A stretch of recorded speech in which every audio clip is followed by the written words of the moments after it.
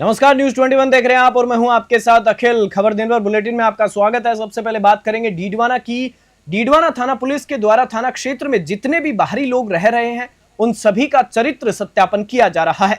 इसी को लेकर पुलिस की अलग अलग टीमें गठित की गई है और जो बाहरी लोग बांग्लादेशी हैं और यहां पर बंगाली बनकर रह रहे हैं उन पर भी कार्रवाई की जा रही है। थानाधिकारी राजेंद्र सिंह कमांडो ने बताया कि जो फर्जी तरीके से दस्तावेज बनाकर यहां पर रह रहे हैं उन सभी पर कार्रवाई की जा रही है। लगातार यह नियंत्रण कार्रवाई जारी रहेगी। डीडवाना से गुलाम नबी आजाद की रिपोर्ट।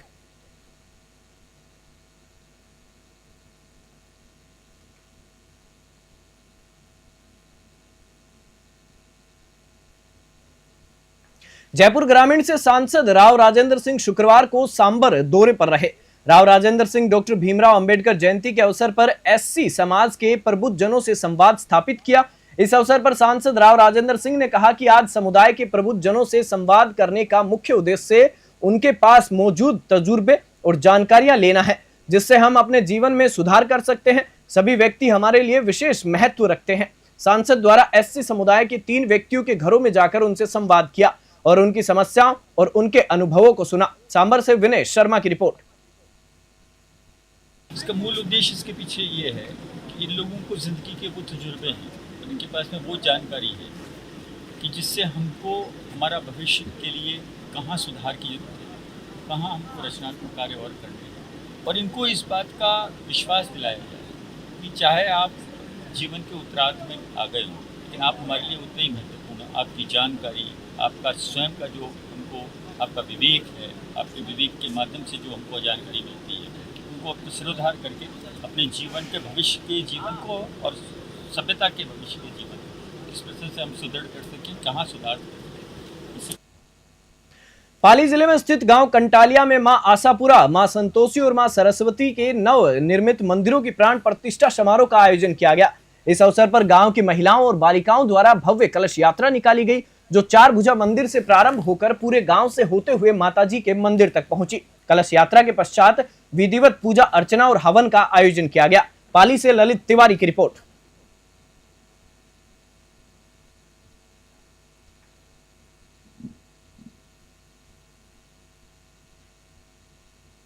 धौलपुर जिले के बाड़ी कस्बे के रेलवे फाटक पर 28 अप्रैल को सर्राफा व्यापारी अनिल बंसल के साथ हुई लूटपाट और जानलेवा हमले और फायरिंग के मामले में पुलिस ने 3 दिन बाद घटनाक्रम का खुलासा कर दिया है। पुलिस द्वारा हमले में शामिल जीजा साले सहित 3 बदमाशों को गिरफ्तार किया है जिनके कब्जे से लूट की राशि के साथ अधिकांश गहनों को बरामद कर लिया है। वहीं घटनाक्रम का मुख्य आरोपी अभी फरार है जिसकी पुलिस तलाश कर रही है। एडिशनल एसपी कमल कुमार जांगिड़ ने बताया कि व्यापारी अनिल बंसल के साथ रेलवे फाटक पर 2 बदमाशों द्वारा फायरिंग कर लूटपाट की घटना को अंजाम दिया गया था। धौलपुर से संजय कसाना की रिपोर्ट। 28 अप्रैल को बाड़ी में एक बहुत बड़ी घटना हुई थी। अनिल अग्रवाल जो सराफा व्यापारी हैं वो अपनी दुकान को बंद करके शाम को अपने घर जा रहे थे। तो लगभग 8:10 के आसपास जो रेलवे क्रॉसिंग है वहाँ पर 2 अज्ञात हमलावरों ने उसके ऊपर हमला किया। एक ने फायरिंग की और दूसरे ने उसका जेवरात से भरा हुआ बैग ले गए। उनके पर्चा बयान के आधार पर हमने एफआईआर दर्ज की 176 नंबर, और एफआईआर में उन्होंने दर्ज कराया कि 500-600 ग्राम के आसपास मेरे जो सोने के जेवरात हैं और कुछ नकदी है वो गायब हुए। इस घटना की जो ग्रेविटी है उसको देखते हुए श्रीमान महानिरीक्षक महोदय भरतपुर और श्रीमान एसपी साहब धौलपुर के निर्देशन में हमने 4-5 टीमों का गठन किया जिसमें सीओ साहब बाड़ी, एसएचओ बाड़ी कोतवाली अमित कुमार, एसएचओ कंचनपुर अनूप कुमार, एसएचओ बसेड़ी ब्रजेश कुमार और एसएचओ बाड़ी सदर विनोद कुमार तथा डीएसटी टीम और पुलिस लाइन में सब इंस्पेक्टर भीम सिंह के नेतृत्व में मैंने अलग अलग टीमों का गठन किया। करौली जिला परिषद कार्यालय में साधारण सभा की बैठक का आयोजन हुआ जिसमें विकास और जनहित से जुड़ी योजनाओं की समीक्षा की गई। बैठक 1 घंटे की देरी से शुरू हुई जिस पर करौली विधायक दर्शन सिंह गुज्जर ने नाराजगी जताते हुए अधिकारियों को भविष्य में समय पर बैठक सुनिश्चित करने के निर्देश दिए। वहीं सपोटरा विधायक हंसराज मीणा ने कार्यों की धीमी रफ्तार पर कड़ा रुख अपनाते हुए सरकार की मंशा के अनुरूप तेजी से काम करने को कहा। बैठक में स्वास्थ्य, शिक्षा, जलापूर्ति, बिजली, सड़क निर्माण व ग्रामीण विकास से जुड़े मुद्दों पर चर्चा हुई। करौली से राधारमण सारस्वत की रिपोर्ट।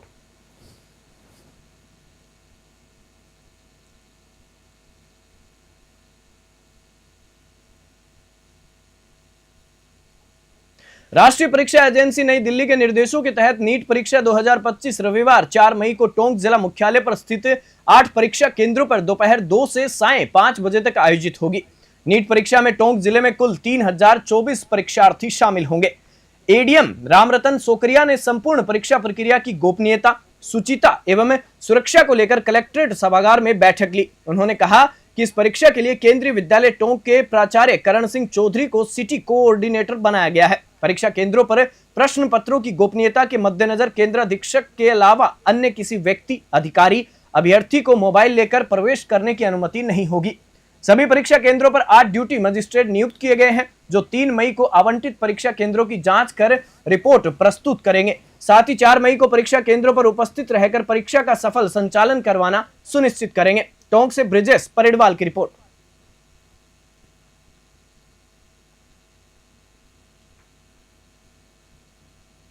नागौर जिला कलेक्टर अरुण कुमार पुरोहित शुक्रवार को मेड़ता सिटी के दौरे पर रहे। इस दौरान उन्होंने पंचायत समिति परिसर स्थित वीडियो कॉन्फ्रेंसिंग रूम में गोलवलकर आकांक्षी ब्लॉक विकास योजना की प्रगति को लेकर समीक्षा बैठक की। बैठक में मेड़ता सिटी की एसडीएम पूनम चौधरी, तहसीलदार, चिकित्सा विभाग, पशुपालन विभाग, कृषि विभाग सहित अन्य विभागों के अधिकारी उपस्थित रहे।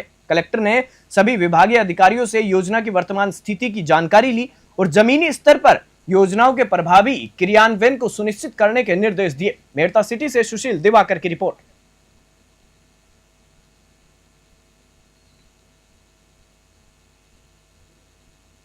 शिव विधायक रविंद्र सिंह भाटी का नारेली माताजी मंदिर कांखी जाते वक्त पादरू क्षेत्र के पऊ गांव में भव्य स्वागत किया गया।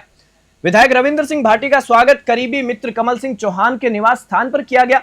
इस दौरान सरपंच वागाराम देवासी, नरपत सिंह दैया, रतन सिंह चौहान, नरपत सिंह राजपुरोहित, बाबू सिंह चौहान, दिनेश खिलेरी, देवी सिंह चौहान, यशवंत सिंह, हड़मता राम देवासी, भैराराम देवासी सहित कई लोग मौजूद रहे। पादरू से भगाराम की खास रिपोर्ट।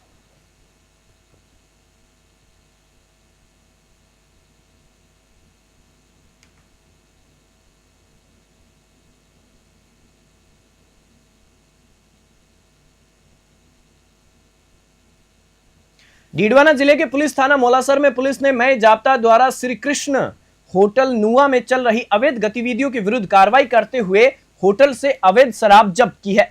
वह संदिग्ध अवस्था में मिलने पर एक युवक व 4 युवतियों को शांति भंग करने पर गिरफ्तार किया गया। थानाधिकारी जितेंद्र सिंह मई जाब्ता द्वारा थाना मौलासर क्षेत्र के होटल ढाबे चेक किए गए। सरहद नुआ दौलतपुरा लोसल हाईवे पर स्थित श्री कृष्णा होटल की चेकिंग के दौरान होटल में अवैध शराब 19 बियर की बोतल व 9 कैन विभिन्न ब्रांड के 34 पौवे मिले। मामला दर्ज कर लिया गया है, अनुसंधान जारी है। डीडवाना से गुलाम नबी आजाद की रिपोर्ट।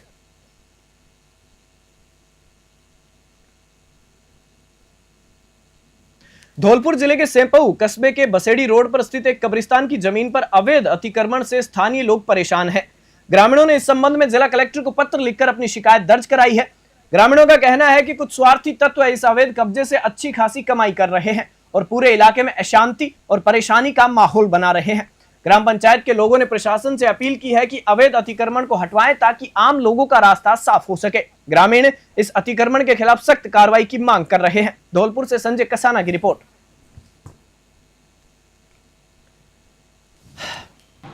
मेरा नाम नैमचंद शर्मा सैंपऊ से आया हुआ हूँ और समस्त ग्रामवासियों के तरफ से अपन एक कलेक्टर साहब को एक ज्ञापन दे रहे हैं।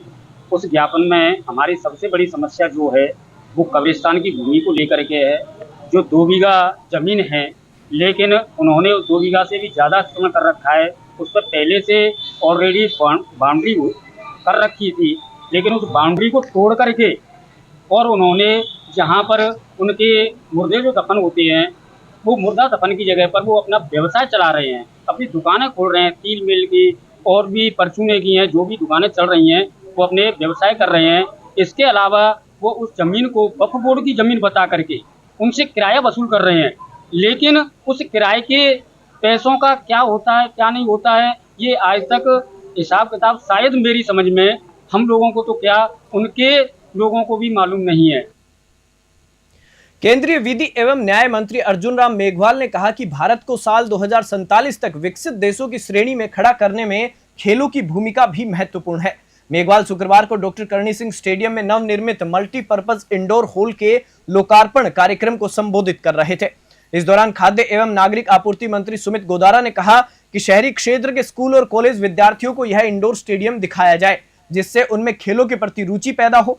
उन्होंने शहर की कॉलोनियों के सार्वजनिक उद्यानों में खेलों की सुविधाएं विकसित करने की बात कही, जिससे खेलों का वातावरण बने और बीकानेर के बच्चे डॉक्टर करणी सिंह और कर्नल राज्यवर्धन सिंह राठौड़ की तरह बीकानेर का नाम रोशन कर सके। बीकानेर से लोकेश बोहरा की रिपोर्ट। ये एक बड़ा सामाजिक न्याय से संबंधित फैसला था जो नरेंद्र मोदी जी ने लिया। जब से नरेंद्र मोदी जी प्रधानमंत्री बने 11 साल सामाजिक न्याय के सिद्धांतों को आगे बढ़ा रहे हैं। और जो आप पूछना चाह रहे हैं कि भाई कांग्रेस कह रही है कि हमारे कारण हुआ, तो कांग्रेस तो बहुत सत्ता में रही थी, उन्होंने क्यों नहीं किया। 2011 में जब इसका सर्वे हुआ था उसमें जाति के आंकड़े आए थे और 2013 में इसकी चर्चा लोकसभा में हुई थी। तो राहुल गांधी जी तो लोकसभा के सदस्य थे, एक शब्द नहीं बोले। इसका मतलब वो दो मुही बातें। राजकीय शहरी सामुदायिक स्वास्थ्य केंद्र गंगा शहर का शुक्रवार को शुभारंभ हुआ। कार्यक्रम के मुख्य अतिथि केंद्रीय विधि एवं न्याय मंत्री अर्जुन राम मेघवाल थे। उन्होंने कहा कि राष्ट्रीय स्वास्थ्य मिशन के माध्यम से प्रत्येक व्यक्ति तक बेहतर स्वास्थ्य सुविधाएं मुहैया करवाने का प्रयास किया जा रहा है। केंद्र सरकार द्वारा इसके लिए कोई कमी नहीं रखी गई है। उन्होंने कहा कि गंगा शहर में सामुदायिक स्वास्थ्य केंद्र प्रारंभ होने से आसपास के 50,000 लोगों को बेहतर स्वास्थ्य सेवाएं मिल सकेंगी। उन्होंने कहा कि CSR अथवा अन्य मद से अस्पताल की 4 दीवारी बनवाई जाएगी। उन्होंने मुख्य चिकित्सा एवं स्वास्थ्य अधिकारी को इसका बेहतरीन संचालन करने के निर्देश दिए। बीकानेर से लोकेश बोहरा की रिपोर्ट।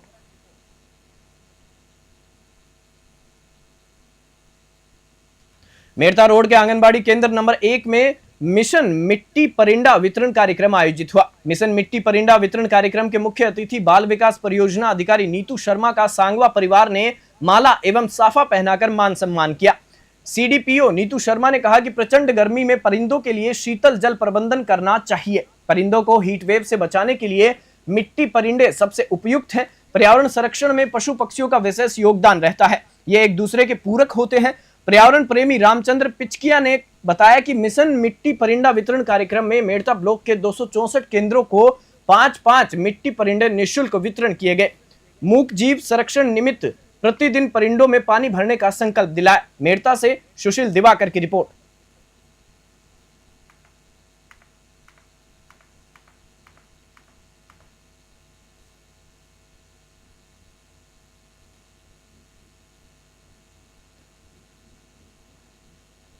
अब बात करेंगे डीग की। डीग जिला पुलिस अधीक्षक राजेश कुमार मीणा ने जानकारी दी कि अवैध बांग्लादेशी और म्यांमार नागरिकों की पहचान व निष्कासन को लेकर 1 मई 2025 को जिले में विशेष कार्रवाई की गई। इस दौरान पुलिस की 17 टीमों ने होटल, ढाबे, ईंट भट्टे, माइनिंग क्षेत्र, रेलवे स्टेशन, बस स्टैंड, कच्ची बस्तियां, मजदूर कॉलोनियों और भीड़ भाड़ वाले इलाकों में चेकिंग की। इस अभियान में कुल 77 पुलिस अधिकारी व कर्मचारी शामिल हुए। 107 स्थानों पर जांच करते हुए कुल 496 व्यक्तियों की पहचान और दस्तावेजों की जांच की गई। साथ ही उनके मोबाइल फोन में व्हाट्सएप चैट आदि की भी पड़ताल की गई। फिलहाल जांच में ऐसा कोई व्यक्ति नहीं मिला जो अवैध रूप से रह रहा हो, लेकिन इस संबंध में चेकिंग निरंतर जारी रहेगी। डीग से पंकज शर्मा की रिपोर्ट।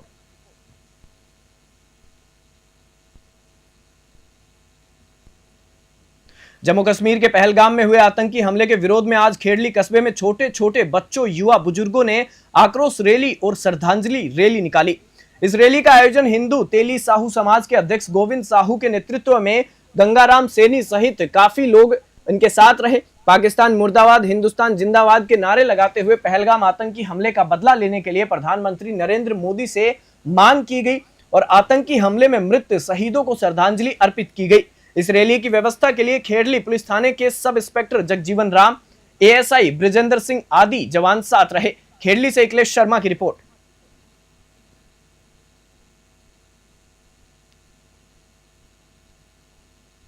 डोरसेल संस्था की ओर से राजस्थान अवार्ड सेरेमनी 2024-25 का आयोजन जयपुर शहर में 2 मई को भव्य रूप से किया गया। समारोह में उन निजी विद्यालयों को सम्मानित किया गया जिन्होंने डोरसेल चैटबोट का प्रभावी उपयोग करते हुए गणित विषय को सरल और रोचक बनाया। इस अवसर पर SR international senior secondary school Jaipur को प्रथम स्थान, विद्या वाटिका पब्लिक स्कूल चाकसू को द्वितीय और यूनिवर्सल सीनियर सेकेंडरी स्कूल को तृतीय स्थान प्राप्त होने पर सम्मानित किया गया। सम्मान स्वरूप विद्यालयों को ट्रॉफी प्रदान की गई। वहीं गणित शिक्षकों को नगद पुरस्कार और विद्यार्थियों को मोबाइल उपहार स्वरूप भेंट कर सम्मानित किया गया। समारोह में कैलिफोर्निया अमेरिका से डोरसेल संस्था के सीईओ हैदर, बेंगलुरु से हर्ष, दिल्ली से शादाब अहमद और जयपुर से शिवरतन झालानी उपस्थित थे। चाकसू से महावीर स्वामी की report. Mahavir Swami international youth Shrinath ji केंद्र ने अपने प्रथम स्थापना दिवस आह्वान की तैयारियां पूरी कर ली है। इस अवसर पर 3 मई 2025 शनिवार को नाथद्वारा स्थित तेरापंथ भवन में विशेष समारोह होगा। प्रेस वार्ता में केंद्र अध्यक्ष धर्मेश बापना और सचिव सीए यश मारवाड़ी ने बताया कि यह आयोजन महावीर इंटरनेशनल के स्वर्ण जयंती वर्ष के अंतर्गत किया जा रहा है। समारोह में महावीर इंटरनेशनल के अंतर्राष्ट्रीय अध्यक्ष वीर सीए अनिल जैन और सेक्रेटरी जनरल वीर अशोक गोयल समाज सेवा कार्यों का अनावरण करेंगे। नाथद्वारा से ब्यूरो रिपोर्ट।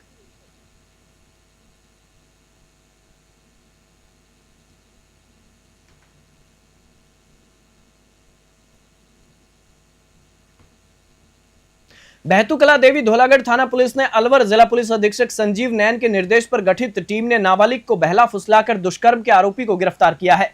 थाना प्रभारी संजय शर्मा ने बताया कि आरोपी मोनू कुमावत निवासी खुडियाना के विरुद्ध पोक्सो एक्ट में मामला दर्ज था। आरोपी वक्त घटना से ही फरार चल रहा था, जिस पर गिरफ्तारी हेतु 5,000 रुपए का इनाम घोषित किया गया था। खेड़ली से अखिलेश शर्मा की रिपोर्ट।